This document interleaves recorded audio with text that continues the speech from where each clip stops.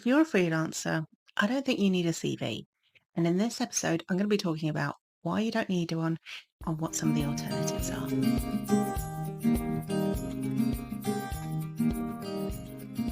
Welcome back to the Freelancers Tea Break, this short and sweet podcast. You can enjoy it whilst you're making a cuppa. This is a podcast for freelancers, and actually someone in my team approached me with a really good question, which I really wanted to talk about. I have been wanting to talk about for a while, which is about CVs for freelancers and whether we need them. And it's something I see pop up very occasionally where someone will pop into the Freelance Lifestylist Facebook group and say, I've been asked for a CV. How do you do it? And my personal opinion is CVs are not necessary as a freelancer. The reason being is because they are hiring you based on your expertise in a particular area. So what they actually need to know is what kind of work you've done in the past, so your portfolio, and what other people have said about you, so your testimonials. They don't really need to see the CV in terms of like where you've worked and who you've worked with. They're probably going to find that on your portfolio anyway or your LinkedIn, but you don't necessarily need to do a CV these days. That said, I have seen some people do some incredible things where they've turned their CVs into uh, video games. If they're a game designer, I worked years ago at a college, and one of my colleagues showed me this incredible box that he'd been sent as someone who had an interior design shop, and they had created a mini version of a home using all the interior design items in that shop, just in a box with all the cardboard cutouts. So I think being creative, if you want to do that, is a fantastic thing to do, but you don't need a CV, a traditional CV. It's just not necessary. And I would argue that it's much more important that you put your time into building your portfolio. And to give you an idea of what your portfolio can be, it can just be on your website, screen grabs or um, things that you can show. It could be depending on where you are, because some clients do not want you sharing that you've worked with them purely because of copyright and things like that.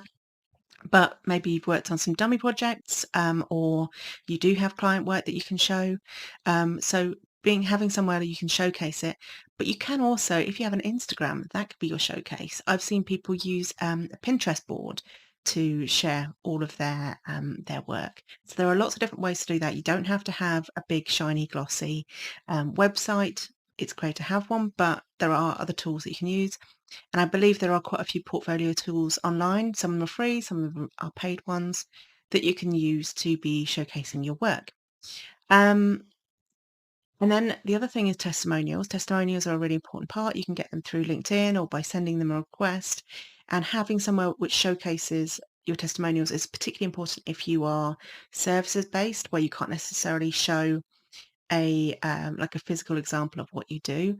So like for example, coaching testimonials are much more important for me than a portfolio because I can't necessarily show a portfolio. I can do case studies, but I can't do testimonials.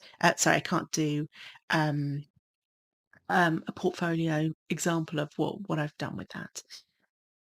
Portfolios and testimonials are much more effective ways of showcasing what you do. And I would also say a really strong LinkedIn profile. Um, Great way to showcase. And you can send them your LinkedIn. I think they still have the option where you can download your LinkedIn profile as a PDF, but I would just send them the link and say, hi, you can find all the details here. You can find my testimonials. On LinkedIn, you can upload like a portfolio on there. So you can add in images in your highlights bit of work that you've done and also in your posts. They can see all your previous clients if they need to, but they can also see your testimonials. They can see what other people have recommended you for, your awards, all that kind of thing. I also think a CV is really limiting if you're freelance. It's really hard to, because you're likely to have done lots and lots of different things, your CV will be pages and pages long. So a great LinkedIn profile, a portfolio and testimonials are a much more effective way of demonstrating how great you are at what you do than having to try and do it through a CV and trying to keep a CV to 2 pages long. Very, very hard if you're freelance. And there's all the other additional issues of like, how do you say what you do? If you worked through an agency for a while, you've probably got lots of different projects. It can all be really, really challenging.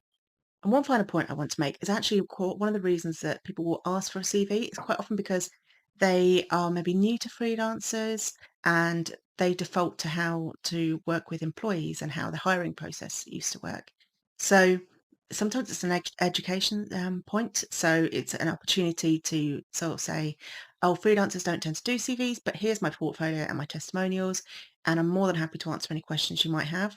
That's more likely to give them more of the information they need. So don't feel like just because they're asking for a CV that you have to run away and create one, because it's more often than not an outdated approach or that they are just new to working freelancers, and you're there to help them with that. So I hope you found that useful. Just to recap, you don't need to do a CV. Portfolio and testimonials are so much better. And there are so many different ways of doing that. I'd love to know what your experiences are. So do let me know in the comments or come on over to the Facebook group and tell me a bit more about how you got on. Have a wonderful freelance week.